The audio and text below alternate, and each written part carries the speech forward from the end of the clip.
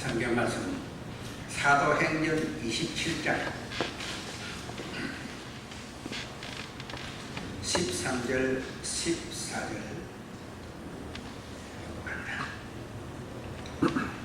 때마침 남풍이 순하게 불어오고 그들은 뜻을 이룬 것이나 다름없다고 생각하고 닻을 올리고서 그레타 해안에서 바싹 붙어서 강야했다.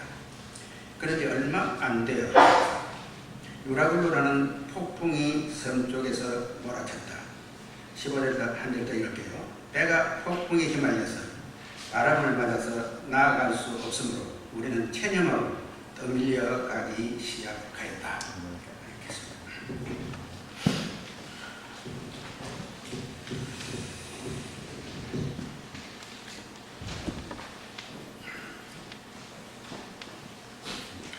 여러분, 제가 여기 서면 첫 인상이 목사님 설교를 어렵게 하는데 그 생각이 남아있으라고 생각합니다.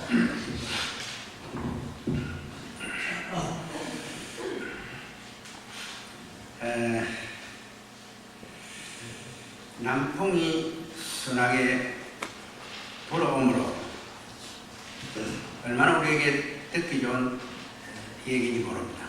이 말은 우리 삶의 현장에서 평탄하면 똑같은 말입니다. 그런데 예기치 않았던 태풍이 불어옵니다. 유라굴로라고 하는 태풍이 불어와서 고난을 당하는 것이 오늘 마지막 부분에서 다룰 제목의 내용들입니다. 그런데 성경 역사 속에 보면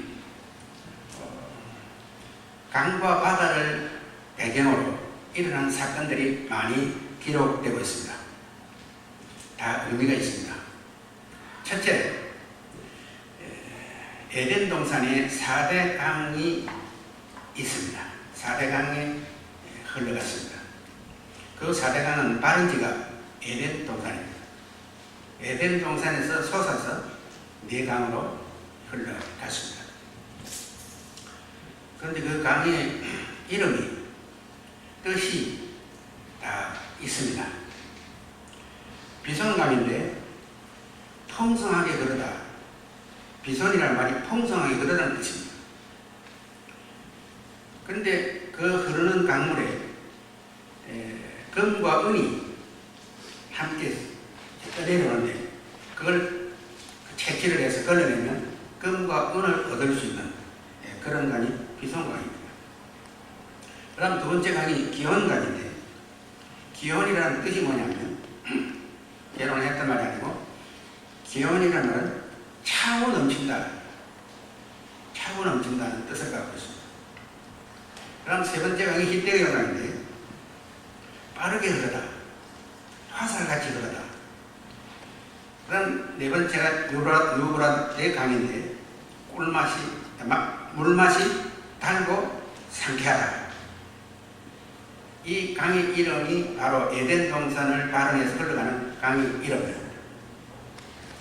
에덴 동산의 4대 강하고 우리 한국에서 개발한 4대 강하고는 질이 틀립니다. 4대 강을 잘 만들어 보려고 하다가 국정이 큰 흥미 남기도 했습니다만 이 에덴 동산의 강은 사람들이 생각할 때는 모든 인류의 역사를 보면 전부 강을 중심으로 발전됐다. 맞는 말입니다. 그러나 에덴 동산의 이 4대 강은 그런 의미와는 전혀 다른 얘기입니다. 강을 따라서 발전한 것이 아니라 완벽하게 처음부터 하나님이 창조하신 솜씨가 에덴 동산입니다. 그 다음 강에 대한 기록이 또 나오는데 야곱이 형을 속에 축복을 받고 외삼촌 집으로 피신을 합니다.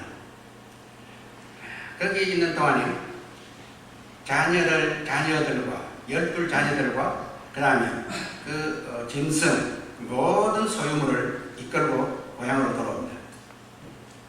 돌아오는 도중에 강이 있습니다.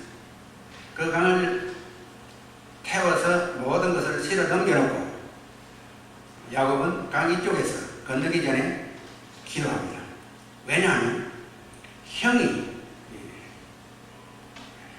속이고 축복을 받아갔기 때문에 행의 노여움을 전달받고 그것을 위해서 하나님께 기도합니다. 그런데 하나님께서 그 기도를 들으시고 행의 노여움이 풀어지고 화해가 되십니다. 그 기도 가운데 하나님과 게르고 이겼다.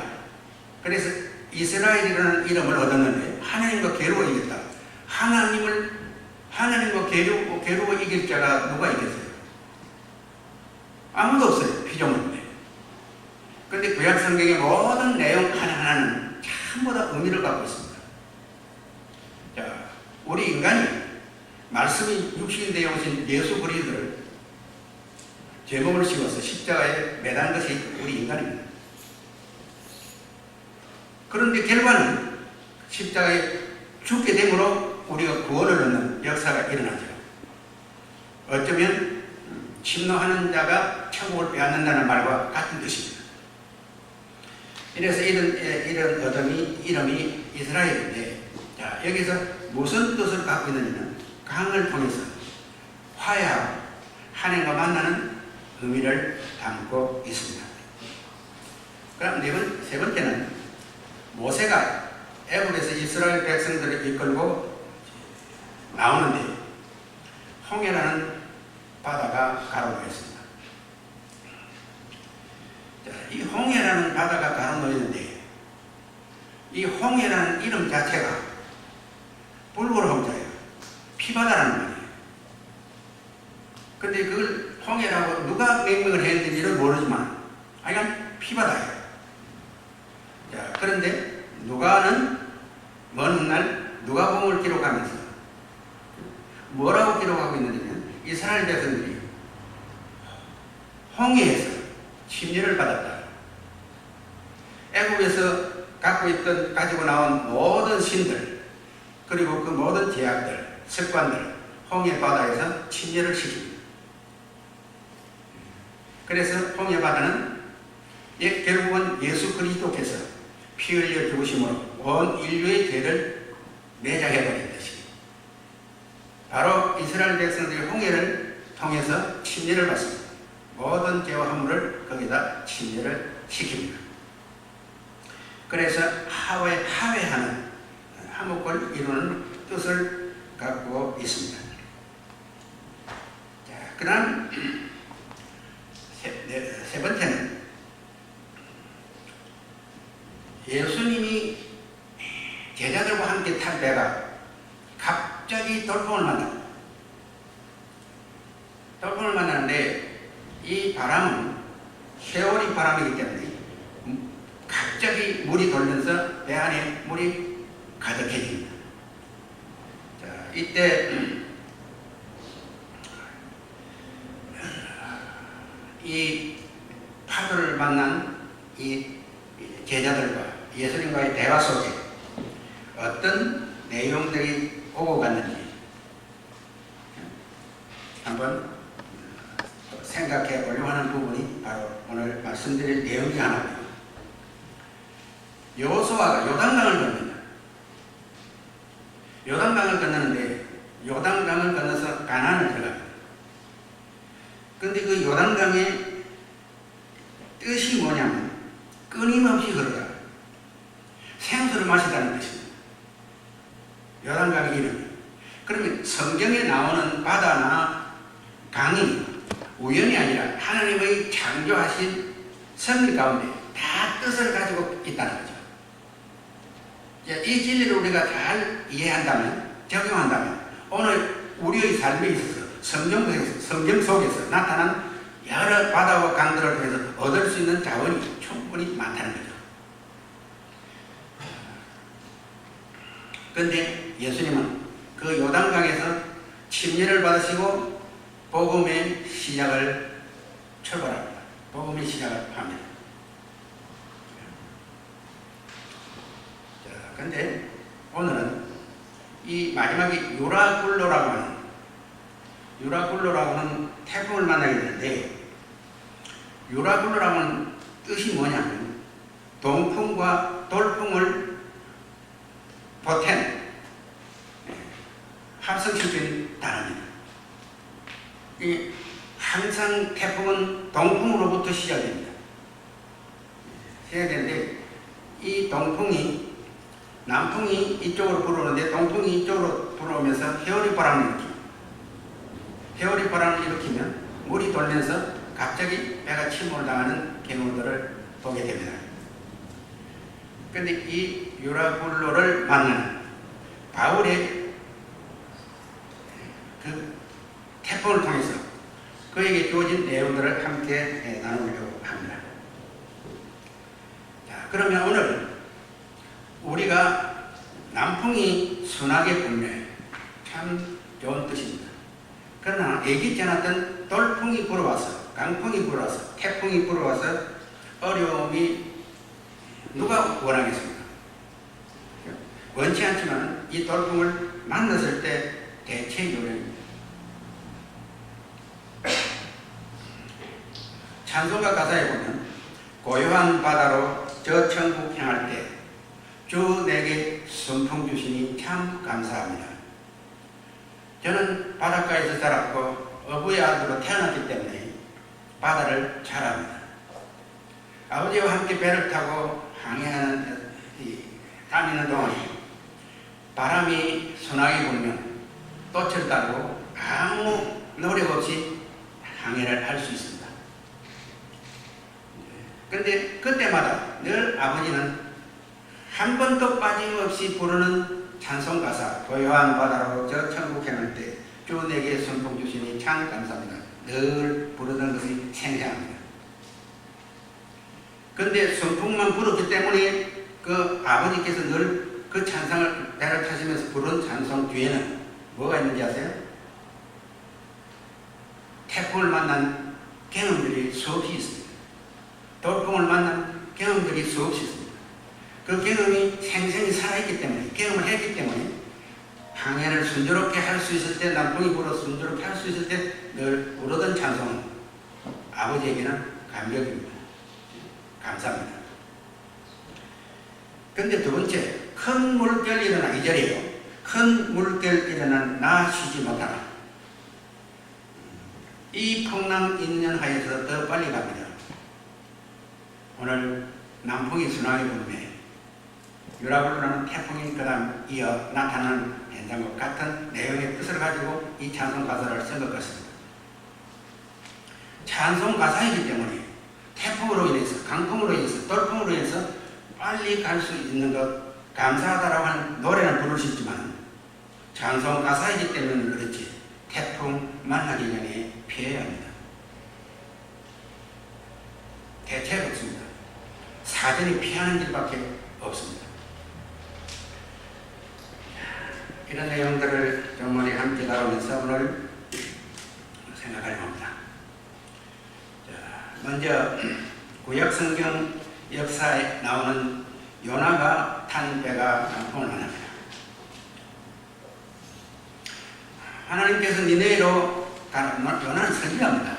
하나님의 음성을 직접 듣고 음성을 전달하는 사명자가 선지자입니다. 그런데 니네로 가라고 했습니다. 왜 니네로 가라고 했죠?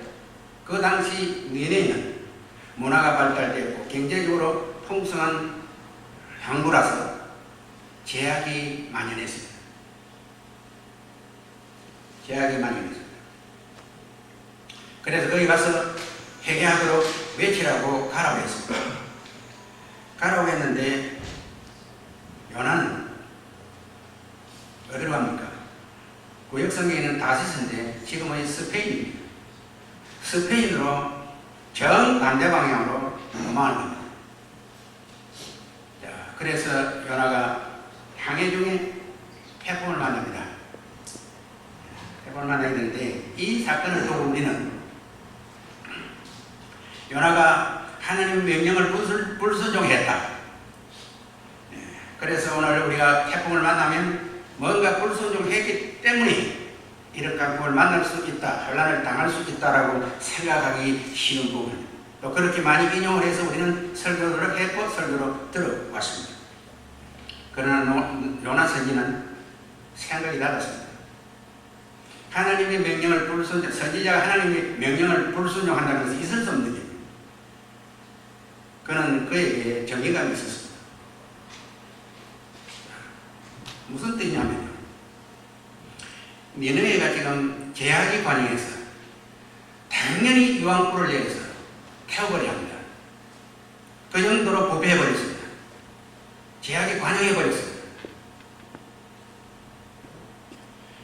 자, 선지자는 하나님의 메시지를 받아서, 그죠? 메시지를 받아서 그대로 전하는 게 선지자입니다. 그런데 그 선지자직을 왜 지금 외면하는 이유가 불순종이 아닙니다.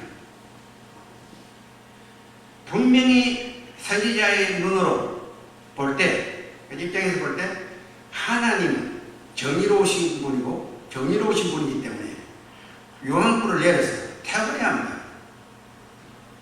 그래야 그 주위에 많은 성들이 하나님이 살아계심을 알고 하나님을 두려워할 텐데, 선지자의 개념입니다. 요나 불순종 아닙니다. 내가 가서 회개하라고 외치면 틀림없이 그들이 회개하고 돌아올 것이다. 회개하고 돌아오면 내가 믿는 하나님, 내가 아는 그 하나님,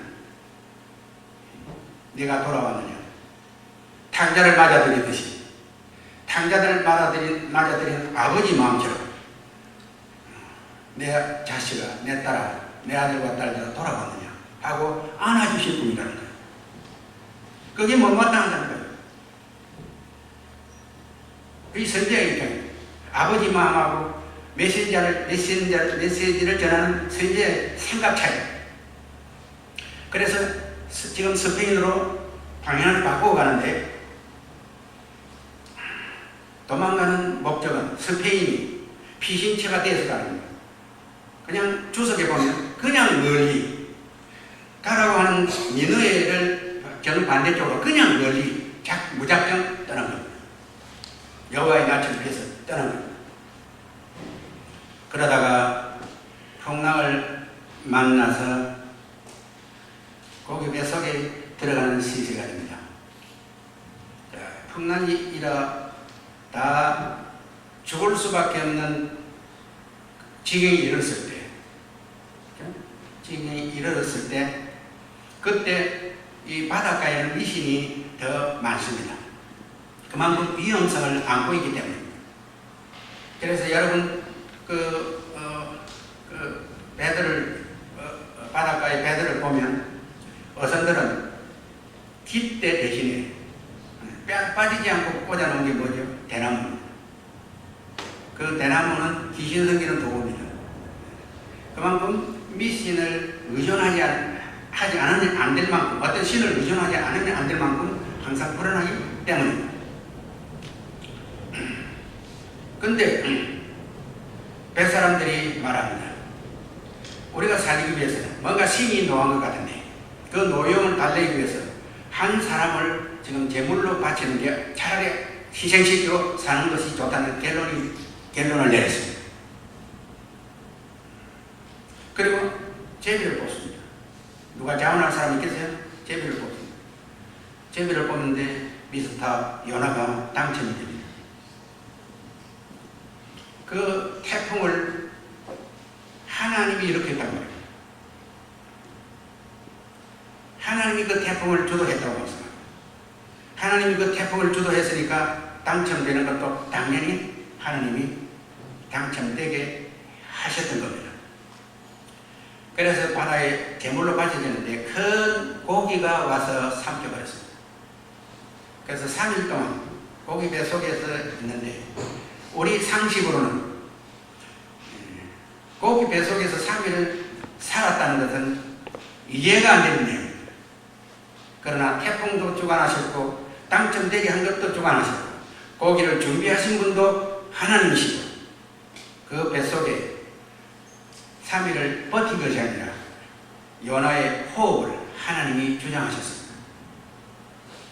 하나님이 그 생명을 지키고 계셨습니다. 하나님이 창조의 하나님이 지키고 계시면 어느 곳에 있든지, 설사 우리가 무덤에 갔을지라도, 무덤에 묻혀 있을지라도 하나님이 그 생명을 지키고 계시기 때문에 주님이 재림하시면 그 무덤에서 우리를 다 토해낼 겁니다. 그것이 하나님이 아들을 통해서 우리에게 베푸시는 생명이 바로 그것입니다. 자, 그런데 이때 우리가 하나 알아야 될 것은요, 환난이 올 때 하나님이 주도하시는 것인지 아니면 사탄이 주도하는 것인지를 분별해야 합니다. 분별해야 되는데 그 분별력에 대해서 지금 말씀 다 드릴 수는 없지만 말씀을 이어가면 이해가 되리라고 생각합니다.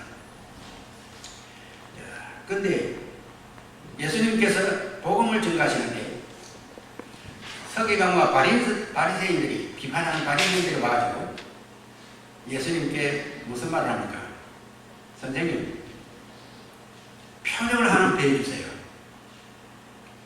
우리에게 표적을 배워주세요. 그 표적을 보면 뭔가 당신을 인정하든지 말든지 약간 표적을 구했습니다. 그래서 예수님께서 그 수많은 표적을 행하시는 분이 그래, 표적을 배워주면 너희들이 날 믿겠느냐, 날 따르겠느냐 물어보실 만한데 표적 보일 것이 없다. 단 너희들이 읽고 있는, 너희들이 가지고 있는 그 구약 성경 가운데 마지막 부분에 요나 선지를 알지. 그리고 요나 선지자가 3일 동안 하나님의 명령을 떠나서 항해하다가 풍랑을 만나서 고기 뱃속에 들어서 3일 동안 살았어. 그런데 3일 후에 다시 토해내서 니네를 가서 다시 말씀을 전할 수 있도록 해서 잘하고 있지. 그것밖에는 보일 표적이 없다는 거예요. 이건 지금 요나 얘기는 왜 하고 있죠? 요나 사건을 왜 만들고 있죠? 구약 성경의 모든 내용들은 신약 성경에 나타나는 예수 그리스도를 나타내시기 위해서 모형과 그림자로 보여준 겁니다. 그럼 요나가 고기 뱃속에 있었듯이 예수님은 무덤에 3일 동안 들어가셨습니다. 그리고 그 무덤이 3일 후에 토해냈습니다. 그 토해낸 생명은 무슨 생명이죠? 부활한 생명입니다. 다시 살아나는 부활한 생명입니다. 그 생명이 내게 있느냐 없느냐가 중요한 부분입니다. 예수님은 내 죄 때문에 죽으신 것은 우리가 잘 믿고 있습니다. 그러면 죽었다는 것으로 끝난 거 아니잖아요. 뭘로? 다시 태어납니까? 부활의 생명이 나와 함께 할 때 새 생명체가 된다는 거죠. 그래서 바로 요나의 사건은 바로 내 사건이 될 것이다. 그것을 말해 주었는데도, 말씀해 주셨는데도 서기관과 바리새인들이 그것을 이해할 리가 없습니다. 왜냐하면 사건이 아직 이루어지지 않았고 하나님의 아들로 주어지는 영감의 말씀이 교리적으로 배어있는 그들의 귀에는 이해가 될 리가 없었죠.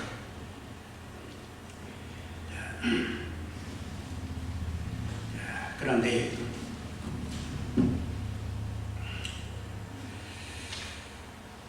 중요한 것은 오늘 태풍을 만나고 나서 회개하고 다시 회복하는 그 과정이 중요한 것이 아니라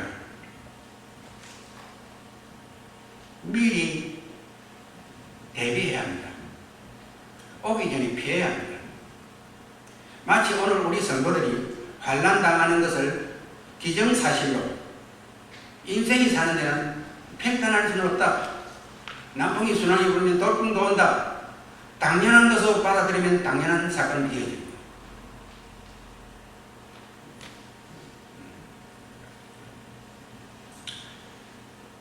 자, 우리는 지금 요나를 생각합니다.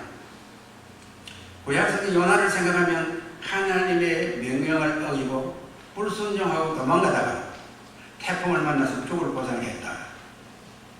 그런데 요나 사건은 뭔 사건을 설명한다고 했죠? 예수님이 말씀하신 그대로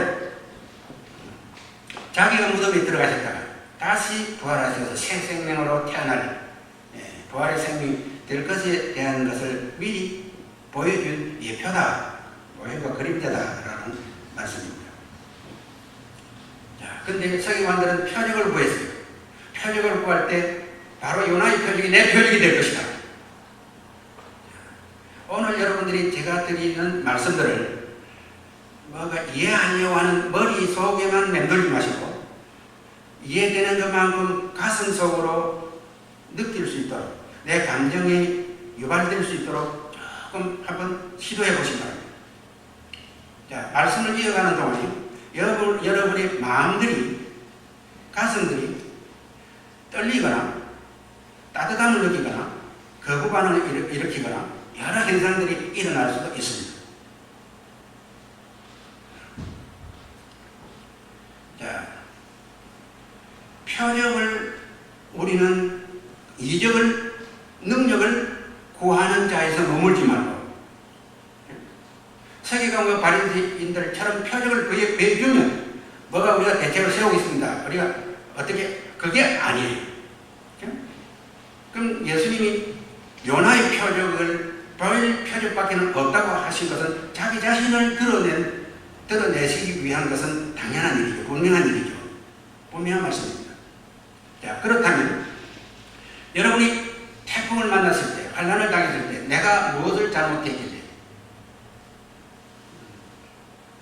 내가 잘못해서 아니야 당신이 잘못했어 내 탓 하고 있을 것도 아니고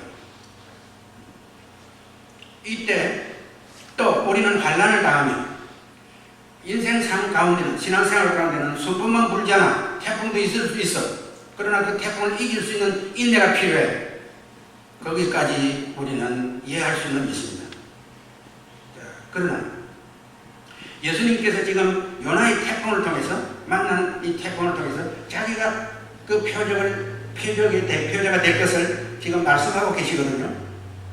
그러면 오늘 우리는 요나의 어떤 기적을, 요나의 어떤 표적을 구할 것이 아니라 예수님이 우리의 표적이 되셨습니다. 아멘입니까? 무슨 뜻인지 다시 말씀드릴게요. 내가 무엇을 잘못해서, 내가 무슨 죄를 지어서 해결을 안 해서 이것을 당한다라고 생각하면 그것은 하나님이 주시는 뜻이 아닙니다.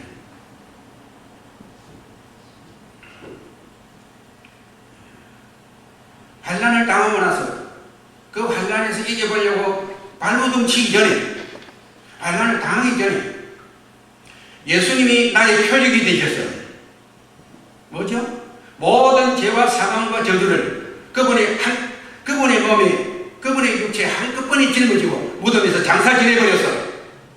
그리고 다시 토해내서 무덤에서 토해내서 부활한 주님이 되셨어요. 그 부활하신 주님 새 생명이 내 안에 계시면 나는 한란과 무관해. 아멘입니까? 저는 아들 목사가 목회하는 강단에서 아버지 목사로서 가능하면 설교를 안 하려고 애를 씁니다. 애를 쓰는 게 아니라 안 하려고 합니다. 그런데 이왕이면 오늘 여러분에게 좀 이것만은 좀 고쳐가야 되겠다. 이것만은 바꾸어 가야 되겠다. 여러분이 조금 듣기 싫을 수 있을지 모르지만 변화되어야 할 부분이 있습니다. 담임 목사님이 원래 말씀이 이렇게 음성이 약하다 보니까 조용조용 하다 보니까 이게 전부 다 기도하는 분이나 사회하는 분이나 전부 다 담임 목사 닮아가지고 난 나이 많아서 지금 가는 게가 좀 어둡거든요. 뒤에 들으면 안 들려요. 안 들려요. 그건 담임 목사 본받지 말고 담임 목사가 그러거든 여러분들도 더 큰 소리로 하세요. 아멘입니까? 네. 아멘. 땀 피라 다 볼 겁니다. 아멘이 죽어 있어요.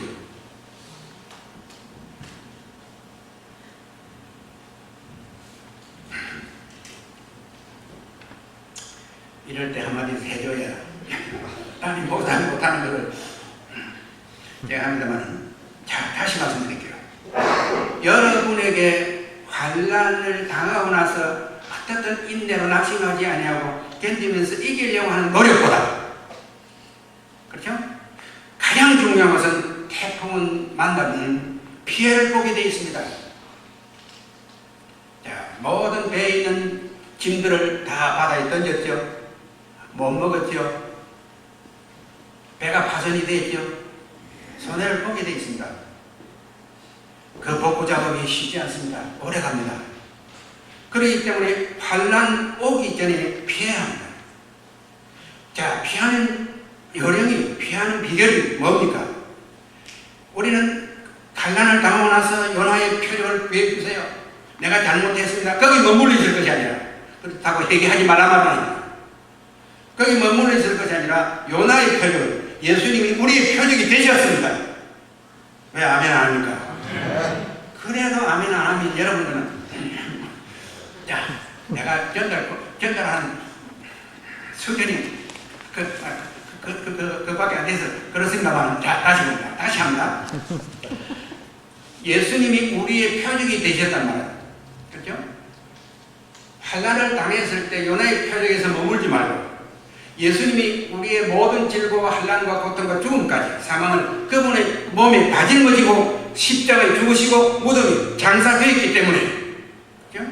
거기서 끝난 것이 아니라 3일 만에 그 무덤이 예수를 토해냈기 때문에, 그 토해내신 새 생명으로 우리가 살고 있기 때문에 예수님의 표적이 나의 표적이 되어버렸다 그 말입니다. 이 문화가 제대로 돼가는 것 같은데 여러분 이 말씀 한번 붙잡고 있어보세요. 우리에게는 많은 환난들이 그 예수님이 나의 표적이 되셨다. 이미 표적이 되셨어요. 예수님에게 표적을 구할 것이 아니라 예수님이 나의 표적이 되어버렸어요. 그렇죠? 되어버렸기 때문에 그 표적이 되어진 부활의 생명과 함께 살면 환난은 우리 곁에서 우리를 들어올 수 없는 능력을 가지신 분이 그분의 능력입니다.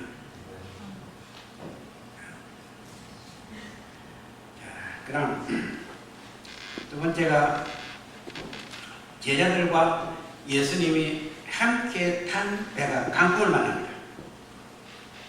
강풍을 만나는데 요나가 탄 배는 많은 시간이 흘렀습니다.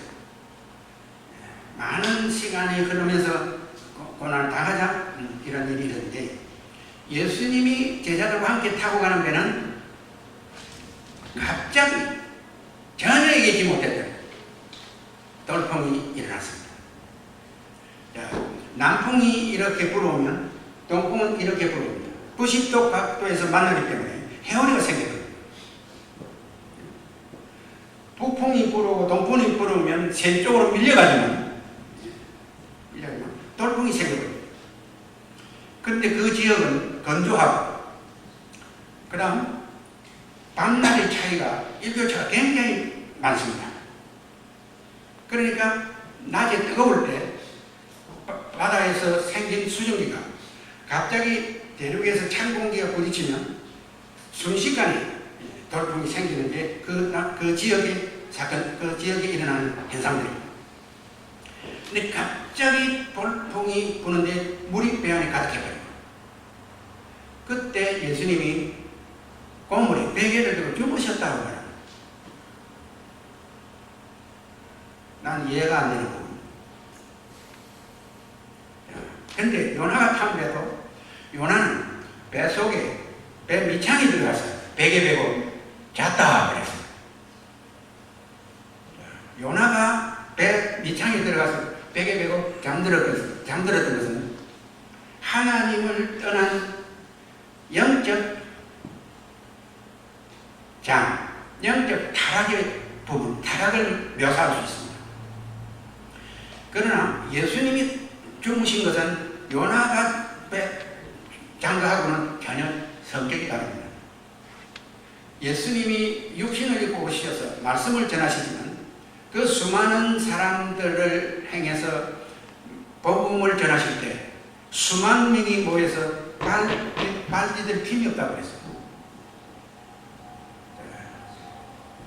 그런 사역을 하시고 잠시 쉬는 동안에 얼마나 피곤이 겹쳤으면 제자들이 돌풍을 만나서 지금 아우성 치는 것을 잊고 계셨습니다. 자, 이때 갑자기 돌풍이 불면서 매물이 가득해지니까 급해진 제자들이 예수님을 찾습니다. 그러니까 예수님이 주무시고 계십니다. 주여 우리가 죽게 됐습니다. 돌풍에 집사님이 물을 겨누면요 침몰해버립니다. 우리가 죽게 됐습니다. 근데 예수님께서 일어나셔서 그 돌풍을 바람과 파도를 꾸짖으시매 물론 자연은 하나님의 음성을 들을 기가 있습니다. 근데 꾸짖었다고 하는데 의미가 있습니다.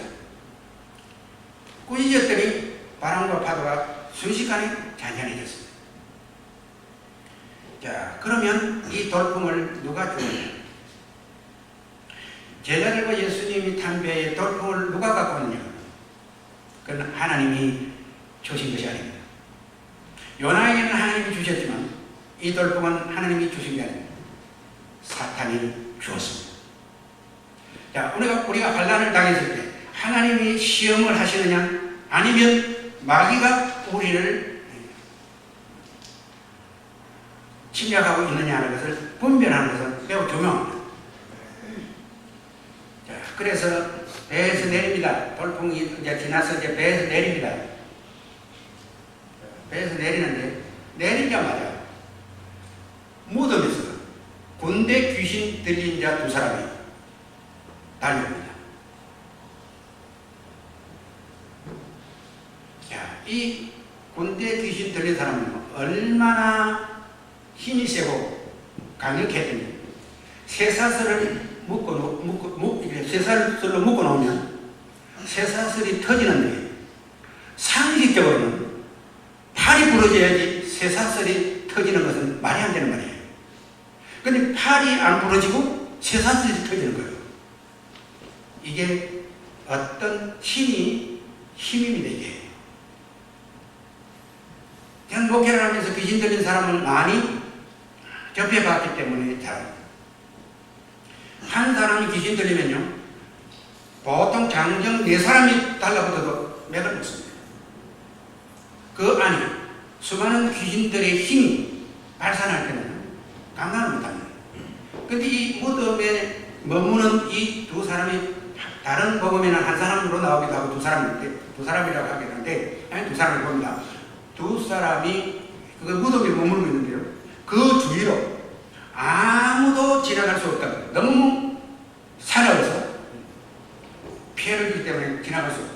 그래서 많이 동원되어져서 그 귀신 들린 자를 쇠사슬을 묶어놓으면 아무 소용이 없다.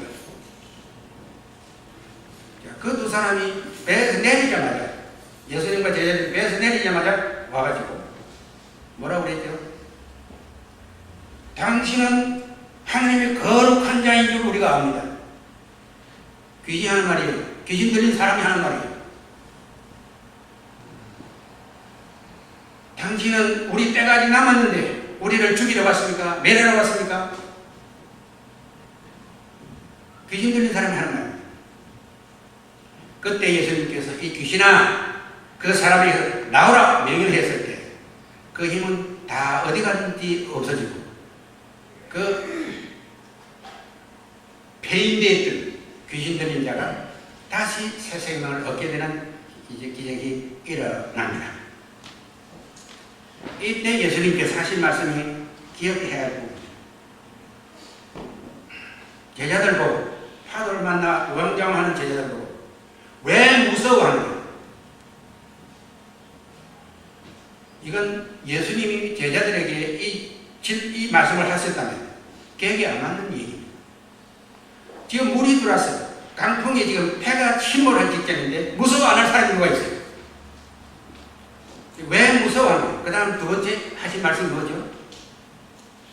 믿음이 적은 자들아. 믿음이 적은 자들아.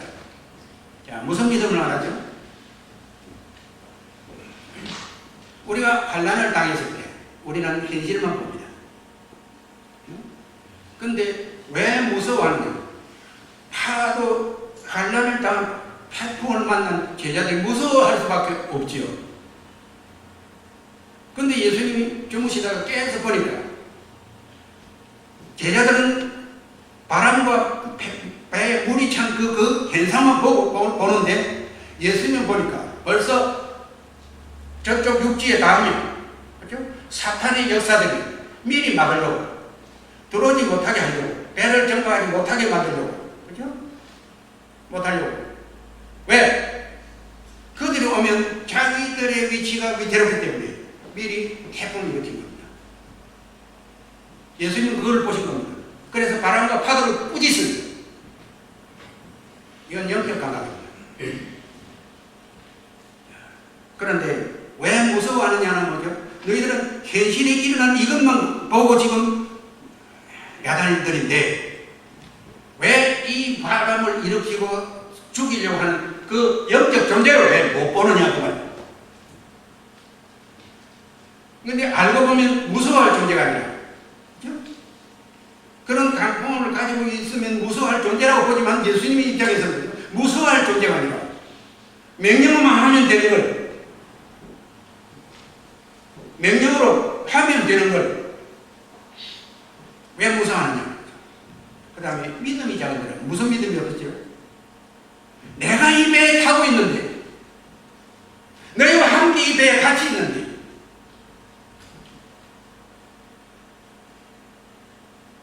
여러분이 믿는 예수는 어디 계십니까? 예배당에 여기 계십니까? 여러분 주위에 계십니까? 여러분 뒤에 계십니까? 여러분 앞에 계십니까? 여러분 위에 계십니까? 여러분 한 분 한 분 안에 계시잖아요. 아멘입니까? 안에 계신다는 이 하나만이라도 여러분 영감으로, 감동으로 오늘 성령의 지원을 받으면 그 안에 계시는 그분은 우리에게 파도를, 바람을 미리 막아주신다 그 말입니다.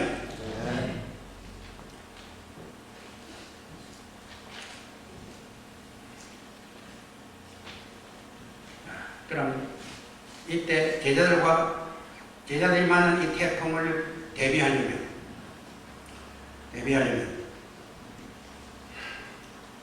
대비책이 하나 있습니다.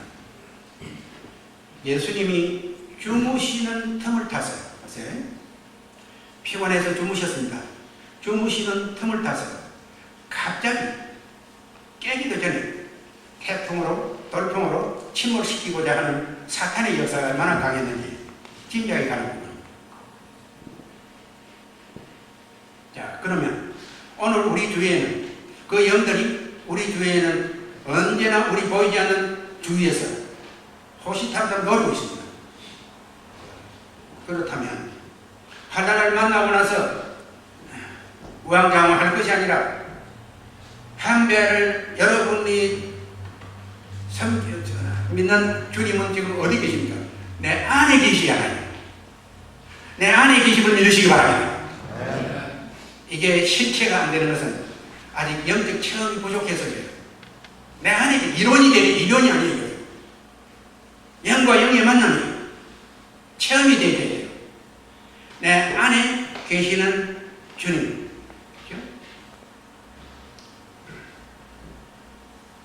그렇다면 대비책이 될 수 있습니다. 그러나 한 배에 탔는데도 태풍은 불어서 죽게 됐습니다. 자, 그러면 어떻게 하죠? 예수님을 주무시지 못하게 하는 겁니다. 그분은 육신을 가지고 계실 때는 피곤해서 주무실 수 있었지만 지금 내 안에 와 계시는 그분은 24시간 영원히 주무시지 않습니다. 아멘입니까? 우리 육은 피곤해서 잠을 자도 몇 시간을 잠을 자도 내 영은 항상 깨어 있습니다. 그래서 내 안에 계시는 주님 주무시지 못하게 하시라는 말은 뭡니까? 깨워서 해결받을 것이 아니라 주무시지 못하게 한다는 말은 그분은 육이 아닌 영으로 오셔서 주무시지 않는 분이시기 때문에 주무시지 않는 분, 불꽃 같은 눈으로 우리를 살피신다. 그 하나만 가지고도 우리는 대비할 수 있다는 겁니다. 저는 오늘 이 내용들을 가지고 오늘 설교로 끝나려고 하는 생각은 없습니다. 예배 순서에 한 설교 장면만 하나 장식하려고 만들려고 하는 것도 아니에요. 어쨌든 오늘 이 태풍은 오늘 우리에게서 해결돼야 할 부분입니다. 이제 마지막 이제 세 번째 태풍인데요. 바울 사도가 만난 태풍입니다.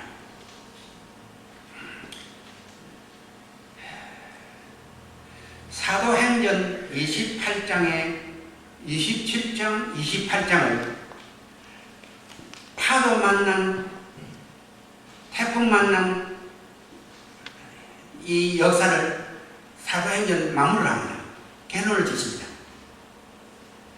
그렇다면 바울 사도가 만난 이 태풍의 과정이 오늘 우리에게 주는 교훈이 참 많은데요. 사도행전의 후반부를 태풍 사건을 가지고 결론을 짓고 있습니다. 바울 사도는 종교 재판을 받기 위해서 로마로 압송되어 가는데 276명의 제수 중에 한 사람입니다. 사도행전 아까 읽은 27장을 펴시기 바랍니다.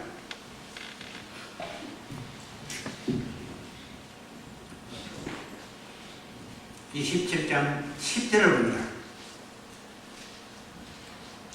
여러분, 내가 보기에 지금 항해를 하다가는 재난을 당할 것 같은데 짐과 배의 손실만이 아니라 우리의 생명까지도 이럴지 모릅니다. 바울 사도는 제수의 몸으로 압송되어 가는 과정에서 하나님의 음성을 듣습니다. 그는 천막을 만드는 기술을 가지고 육지에서 복음을 전하는 일에는 익숙하지만 베드로와 같은 제자들과 같이 배 항해에는 익숙하지 못한 사람입니다. 그런데 바다에 대해서 잘 모르는 사람입니다. 그런데 출항 전에 하나님으로부터 메시지를 받습니다. 자, 바울이 메시지를 받으면 나는 왜 못 받습니까? 말씀 속에 있는 그대로를 내가 아멘으로 받아들이면, 감동으로 받아들이면 반드시 계시가 열리게 되어 있습니다.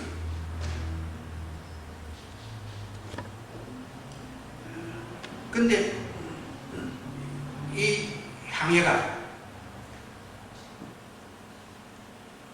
문제가 많습니다. 항해가 태풍이 오게 되면 피해를 당할 위험성이 있습니다. 자, 지금 제수로 지금 압송되어 가는 과정에서 하나님으로부터 이제 메시지를 받는데 이 말을 들은 선주와 선장은 현재 남풍이 순하게 불어옵니다. 남풍이 순하게 불네. 특이한 줄 알고 자기 뜻이 계획이 그대로 이루어질 줄 알고 바로 출항을 합니다. 백부장은 선주와 선장의 말을 듣습니다. 제수인 바울의 말을 듣지 않습니다. 그때 상황이 당연히 그럴 수도 있다고 생각되어지는 법입니다. 그들은 남풍이 순하게 불매 현실만 본 겁니다. 그런데 얼마 가지 않아서 유라굴로라고 하는 태풍이 불어오는데, 유라굴로라는 태풍의 이름은 동풍과 돌풍을 합성한 이름이라고 말씀드렸죠. 동풍이 돌풍으로 변하는 겁니다. 그런데 그 돌풍을 만났는데, 자, 배 무거운 짐들을 다 던져버립니다. 이렇게 되겠습니다. 수많은 노력을 합니다. 하는데 돌풍을 만나서 지금 어디로 떠밀려갔는지 방향 감각을 완전히 잃어버렸습니다. 어디가 어딘지를 모릅니다. 자, 태풍은 성경 적용을 태풍입니다.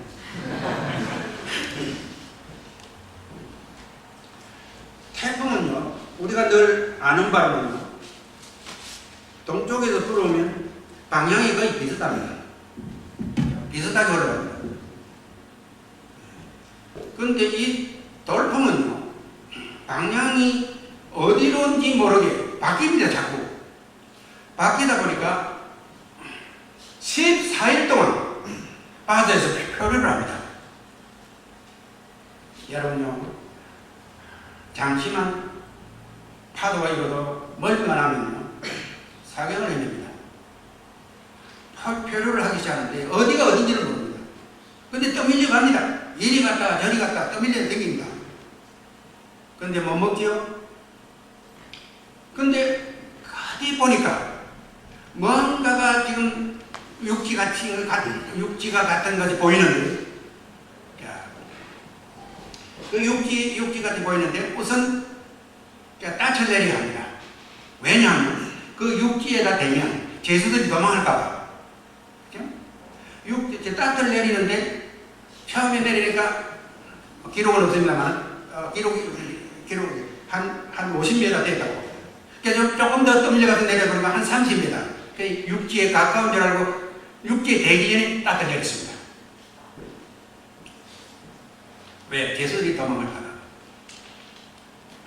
그런데 시간이 지나 어차피 육지에 배를 댈 수밖에 없잖아요. 사람 살아야 되니까. 배는 이미 망가졌어요.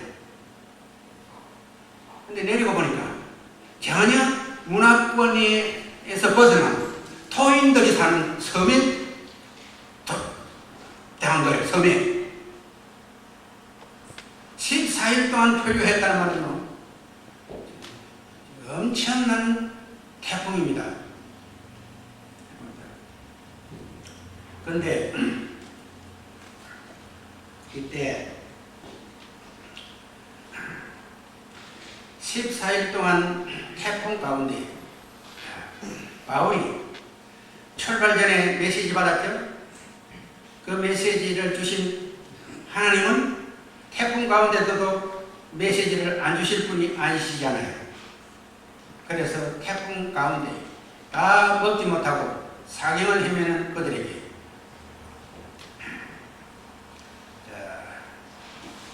27장 21절을 봅니다. 오늘 성경에 기록된 것에서 끝나지 말고 오늘 이 말씀이 내 안에, 이 사건이 내 안에 이루어진다면 우리는 태풍 가운데서도 뭔가 하나님의 뜻을 발견할 수 있습니다. 21절 봅니다. 27장 21절. 사람들은 오랫동안 아무것도 먹지 못하고 있었다. 그때에 바울이 이렇게 말하였다. 여러분은 내 말을 듣고 그레타에서 초랑하지 않았어야 했습니다. 그랬으면 이런 재난과 손실은 당하지 않았을 것입니다. 그러나 이제 나는 여러분에게 권합니다. 기운을 내십시오. 이 배만 이를 뿐 여러분 가운데 한 사람도 목숨을 잃지는 않을 것입니다. 바로 지난밤에 나의 주님이시여 내가 섬기는 분이신 하나님의 천사가 내 곁에 서서 바울아 두려워하지 말아라. 너는 반드시 황제 앞에 서야 한다. 보아라 하나님께서는 너와 함께 타고 가는 모든 사람들의 안전을 너에게 맡겨주셨다고 말씀하셨습니다. 그러므로 여러분 힘을 내십시오. 나는 하나님께서 나에게 말씀하신 그대로 되리라고 믿습니다.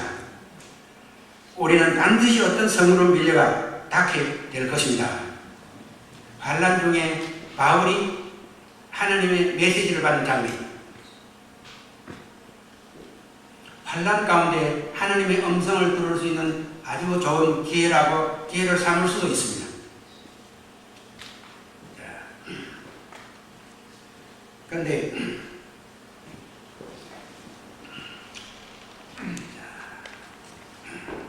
안전을 시킨 다음에 남은 재료를 버물러서 빵을 만들어 이제는 따뜻을 내린 상태로, 그렇죠? 이제 큰 태풍은 피했기 때문에 이제 사람들이 정신을 차릴 좀 됐습니다. 이제 빵을 만들어서 나눠 축사하시고 감사 기도를 드리고 나눠줍니다. 자, 여러분 먹어야 합니다. 여러분 먹고 기운을 차려야 합니다. 그 빵이 무슨 빵이냐는 그 배에 있었던 밀가루 재료입니다. 손수 만든 빵은 빵입니다. 그런데 하나님의 계시를 듣고 만든 빵이 어떤 재료가 나타났는지 한번 관심 있게 살펴볼 부분입니다.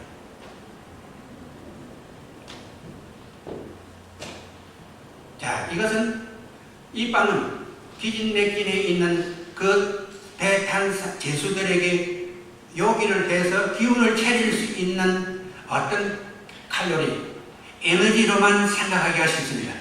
그렇죠? 근데 하나님이 계시를 받았고 그 생명을 내게 꽂혔다 그랬습니다. 여러분의 생명을 내게 하나님이 부탁했습니다. 그 생명은 뭐죠? 영입니다. 하나님 목숨도 되지만 그들의 영적 상태까지 지금 바울을 보고 있습니다. 부탁했습니다. 하고 빵을 만들어서 축사하고 나누어 줍니다. 이 빵이 무슨 빵이냐? 지금 제가 설명하려고 하는 핵심은 조금 뒤에 말씀드릴게요. 자, 사도행전 2장을 넘어갑니다. 앞으로 한번 가봅니다. 그 빵의 성격을 좀 알고 해야 합니다. 사도행전 2장 43절.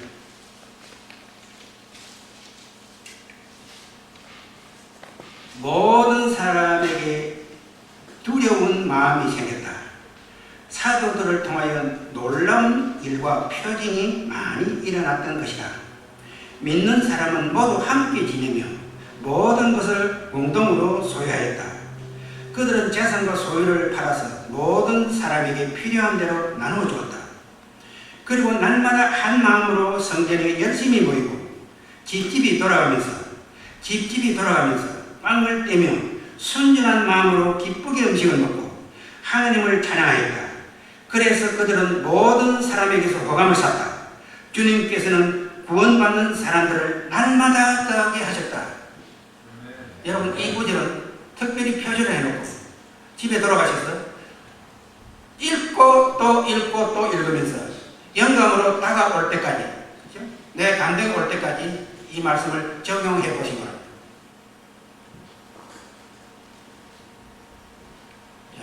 이 초대교회에 모여서 떡을 집집마다 돌아가면서 나는 떡은 무슨 떡이죠? 밀가루로 만든 빵이었어요. 근데 그 빵이 축사했어요. 축복했어요.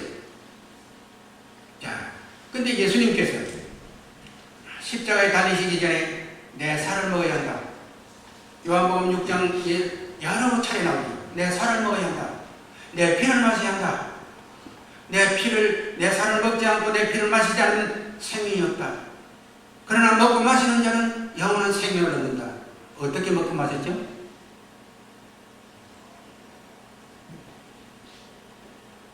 한 달에 한 번씩 성찬식을 통해서 떡과 잔, 이건 기념이래요.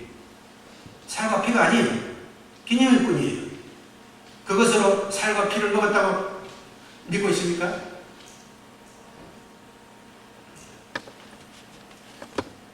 우리는 영적으로 더 깊은 의미를 가지고 들어가야 돼요. 자, 예수님께서 십자가의 모든 저주를 짊어지고 죽으시고 부활하신 생명, 이 부활하신 생명이 바로 영원한 양식이고 영원한 음료라고 했어요. 그래서 보혜사와 함께 오셔서 나와 함께 계세요. 함께 오셔서 나와 함께 계시면서 영적 에너지를 받을 때 그의 살을 먹고 그의 피를 마시는 결과가 되는 거예요. 좀 어려운 내용이지만 다시 말씀드립니다. 부활하신 주님이 내 안에 함께 하십니다. 그분의 에너지를 우리는 받고 있는 거예요. 그분의 에너지가 우리에게 있기 때문에, 그렇죠? 그분의 에너지가 여러분 한 분 한 분 안에 있기 때문에 여러분은 섬기는데 손색이 없어요. 여러분은 섬기고 희생하는데 모자람이 없어요. 그 섬김과 섬김이 감동되어져서 내가 대접을 받았기 때문에 품앗이 하기 위해서 여기 와서 앉았습니까? 아니잖아요. 섬김을 받는 동안에 감동이 와고 섬김을 받는 동안에 몰랐던 예수님을 영접하게 돼요. 섬김을 받는 동안에 뭔가 내 생각이 바뀌어진 거예요. 내 생각이 바뀌면서 또 나누고 싶고 나도 그렇게 하고 싶고 그 안에 무엇이 역사하고 있습니까? 예수님의 살과 피, 영으로 오신 그분이 내 영을 통해서 에너지를 공급해 주고 있기 때문에 여러분들은 이 일을 열심히 감당하고 있기 때문에 하나님이 축복할 줄로 믿습니다. 네.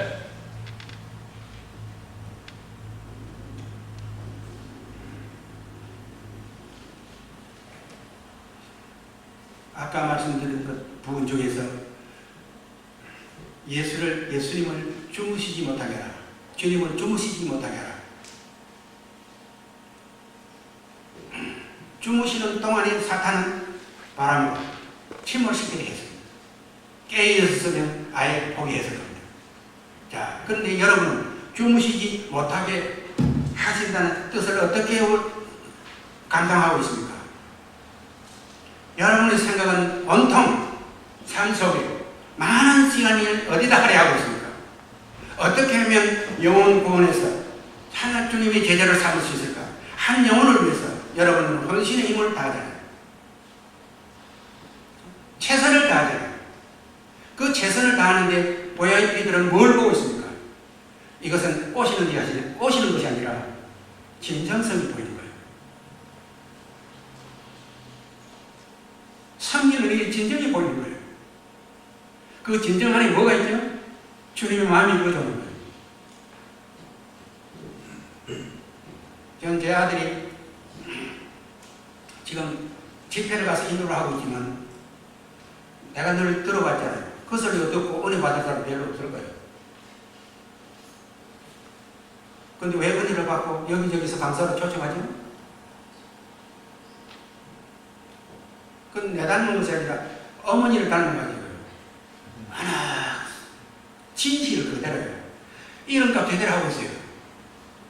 이름값 그대로 하고 있어요. 진실이 보이는 거예요. 턴이나 설교 턴이나 내용이나 별로 것 없는데도 들어갈수록 뭐가 나오죠? 그에게서 숨김이 없는 진실이 나오는 거예요. 난 그걸 보고 오라고 하는 것 같아요. 근데 나도 옛날에도 많이 오라고 하더니 지금 오라고 안 해요. 아무래도 진실이 해박한 거예요.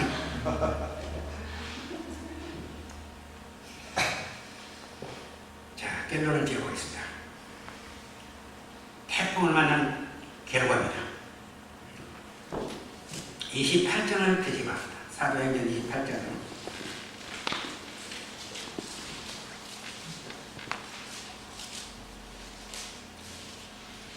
23절을 봅니다.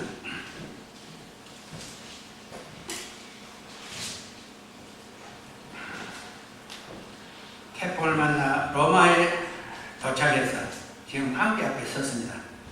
그런데 이상하게 황제가 종교 재판을 먼저 실시하지 않고 일단 별도로 취급하면서 별도로 바울을 보호를 해줍니다. 자,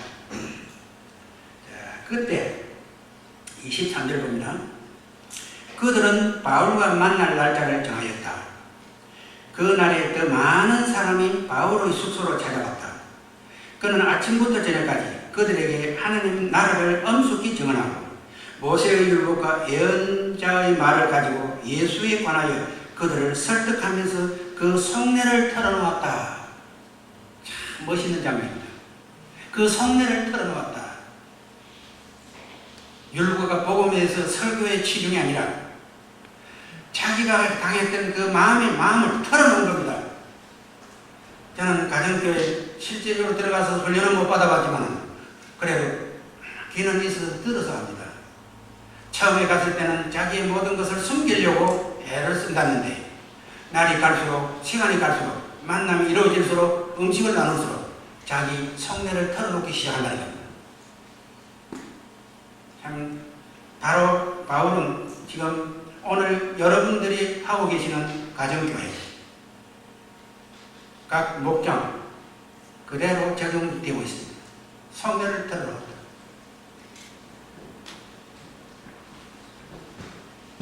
그런데 더러는 그의 말을 받아들이는 사람도 있었지만 더러는 그 반응을 일으키고 떠나는 사람도 있었다고 합니다. 그 다음 30절을 봅니다. 바울은 자기가 얻은 새 집에서 꼭 2해 동안 지내면서 자기를 찾아오는 모든 사람을 맞아들였다. 자기를 찾아오는 모든 사람을 맞아들였다. 맞아들였다는 말은 뭐가 대행이죠? 음식을 해먹여야 되고 채워야 되고 그들의 또 생활에 도움을 줄 수밖에 없었습니다. 그런데 때로는 돈이 떨어집니다. 그럴 때는 어떻게 했죠? 자기가 갖고 있던 기술이 장막, 천막 만드는 기술이 있어서 천막 하나 만들어가지고 팔아서 또 성경으로 충당하면서 섬겼습니다. 찾아오는 모든 사람들을 맞아들였다. 참 주무시는 주님을 못하게 여러분 항상 섬기면서 희생하며 봉사하는 이 부분에 언제 주님이 주무실 시간이 어디 있어요? 여러분 하나하나 섬기는 일이에요. 희생하는 일이에요. 그렇죠? 여러분이 진실을 쏟아내는 그 일이에요. 지금 내가 하고 있습니까? 내 안에 계시는 그분의 생명을 주시기 위해서 나를 사용하잖아요. 아멘입니까? 네. 여러분 곁에서가 아니라 여러분 안에 계시는 그분 때문에 여러분은 맛이 갔어요. 함께 음식을 나누며 함께 교제를 하더니 어떻게 된 반이 다 맛이 갔어요. 바울이 제 맛이 있을 때는 예수를 핍박했어요. 그런데 맛이 살짝 가더니 예수를 증거했어요. 여러분은 맛이 간 사람들이에요. 첫 맛보다는 둘째 맛이 났습니다.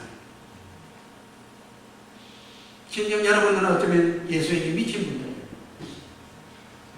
밖에서 모르는 사람들이 보면 뭐 때문에 이렇게 하나 그런 눈으로도 볼 수 있습니다. 그러나 여러분 영혼 한 분 한 분을 위해서 주님의 마음, 그렇죠? 주님의 사랑을 주의 피와 살의 생명을 그들에게 쏟아주고 있잖아요. 그런데 그분이 어떻게 쉬겠어요? 어떻게 주무시겠어요? 그렇다면 여러분 이 말씀이 여러분 안에 내마가 되면 그분이 주무시지 않는다면 사탄이 우리를 공격할 수 없습니다. 아멘입니까? 네.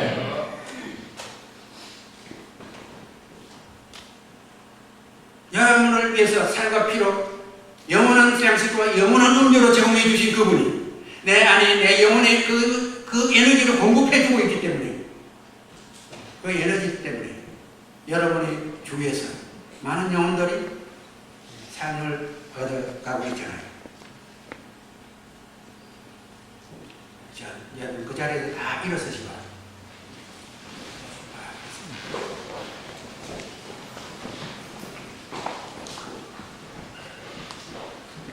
여러분의 아멘이 아깝다고 제가 좀 순서를 했습니다.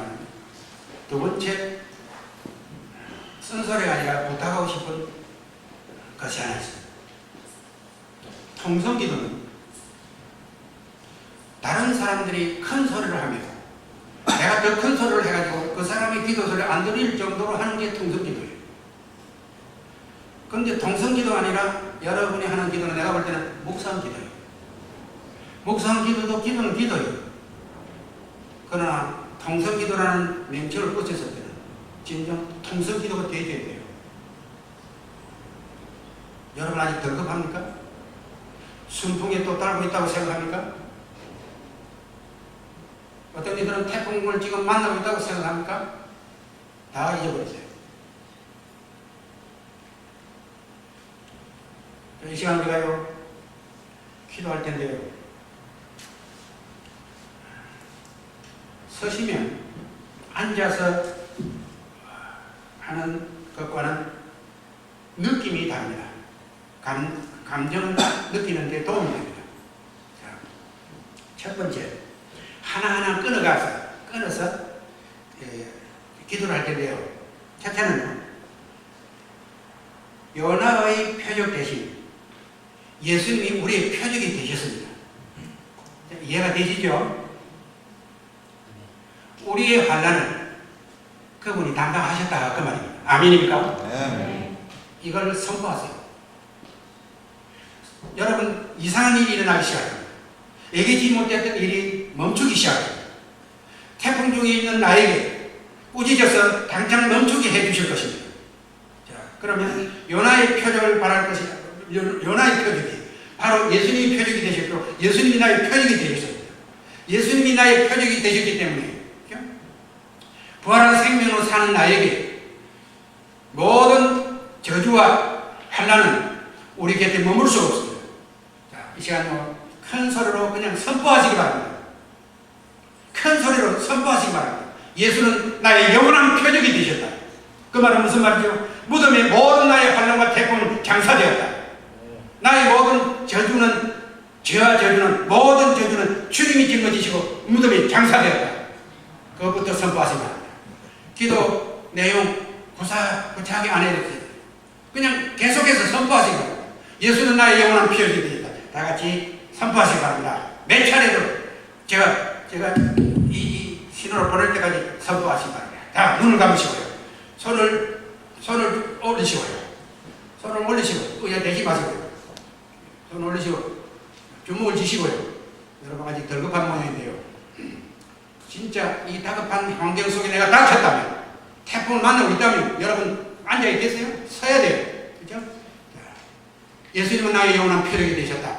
몇 번이고 선포하시기 바랍니다. 다 같이 선포하시기 바랍니다. 예수는 나의 표적이 되셨다. 예수는 나의 표적이 되셨다. 예수는 나의 표적이 되셨다. 예수는 나의 표적이 되셨다. 예수는 나의 표적이 되셨다.